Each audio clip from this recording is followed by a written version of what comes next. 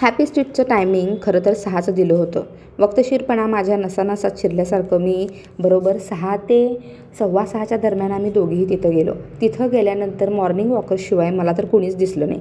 डीजेवाले बाबू मात्र मन लावून आपला सेटअप जोडत होते. दुसऱ्या टोकाला वेगवेगळे स्टॉल लावले.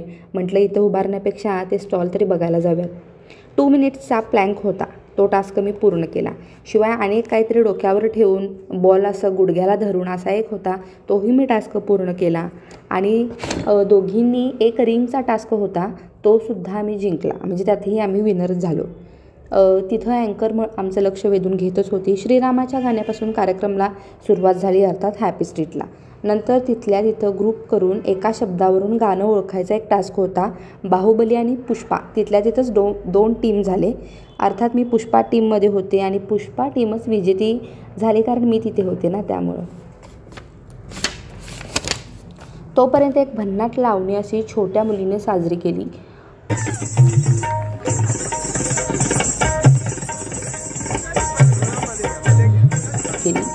खूप छान नृत्य तिनं सादर केलं. आमच्या दोघींमध्ये एक सेल्फी काढण्याचा तो एक माझ्या मते 15-15 मिनिटाला तो कार्यक्रम आमचा होतच होता. एक हँडिकॅप मुलाचा सुद्धा डान्स होता. अतिशय इन्स्पिरेशनल आणि मोटिवेशनल असा तो डान्स होता.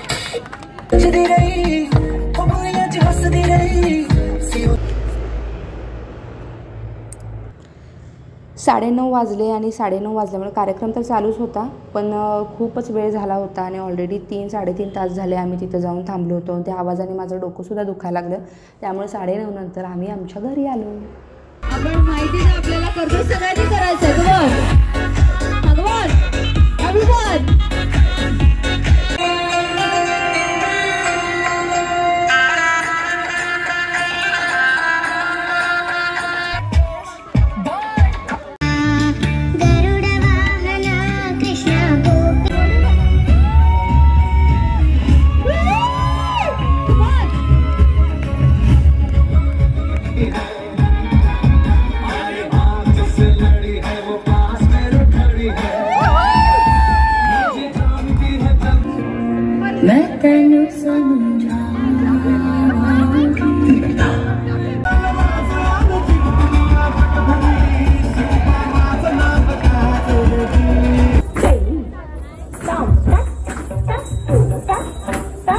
चटक चांदणी चतुर कामिनी काय म्हणू तुला, तू हायस तरी